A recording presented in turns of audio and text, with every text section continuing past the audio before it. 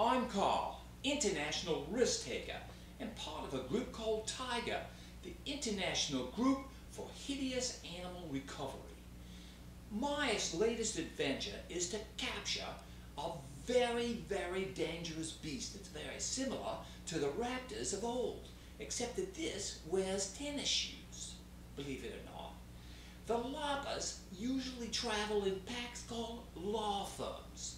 And the law firms are groups of loppers that hate each other, but they hang around with each other simply to protect each other with their acid tongues.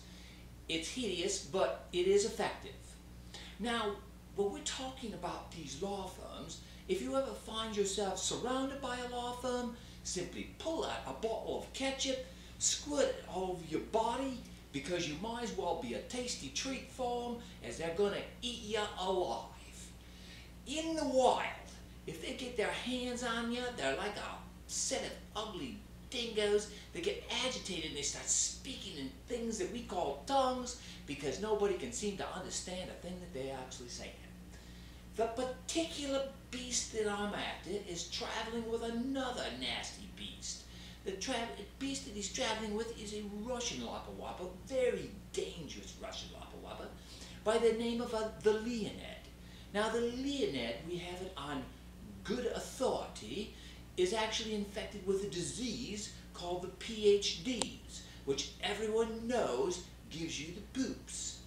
And he has a double dose of this, so he's going to be off pooping on poor unsuspecting crabs and shouldn't be any problem whatsoever. My sources have indicated that the LopperWoppers will be on Niku Island in the South Pacific, and they're going to be out there murdering, doing this thing that they love the most, murdering poor, helpless Scaevola.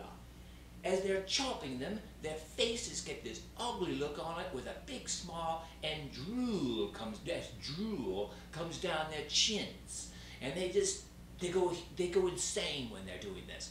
This is the time that scientifically I have figured is going to be the best time to capture this little beast. Now when we get there, we fully expect the Leonid will be off in the Buka forest, pooping on poor unsuspecting crabs, chanting something like E equals MC square, I think I'll poop over there, or whatever. Anyhow, this should give Professor Klaus and I a chance to sneak up on the Carter.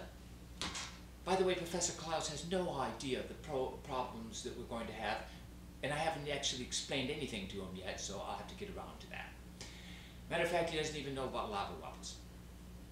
But anyway, we're going to sneak up on the Carter LopperWopper and capture it.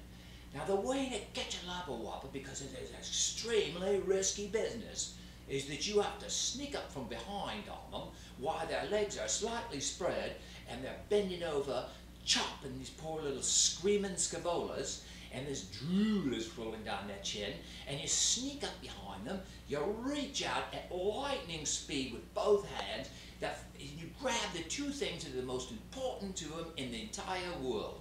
One, you reach out and put a death grip on his wallet, yanking it backwards. At the exact same time, you reach out with a rubber glove on, and you'll reach out up in between his legs and grab a death grip onto his testicles, yanking them downwards, effectively holding him in place.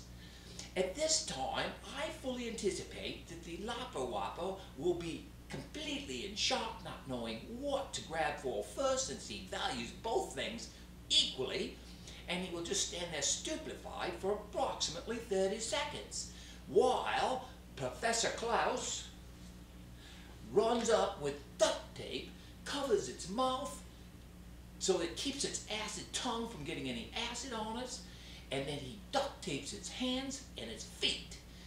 Only then, and then only, will I release my death grip on his wallet and his testicles, effectively let him go where we expect him, I'm sure he will, fall onto the ground, thrashing about for a couple of hours until he wears himself out. At that time, we have a special device that has been built.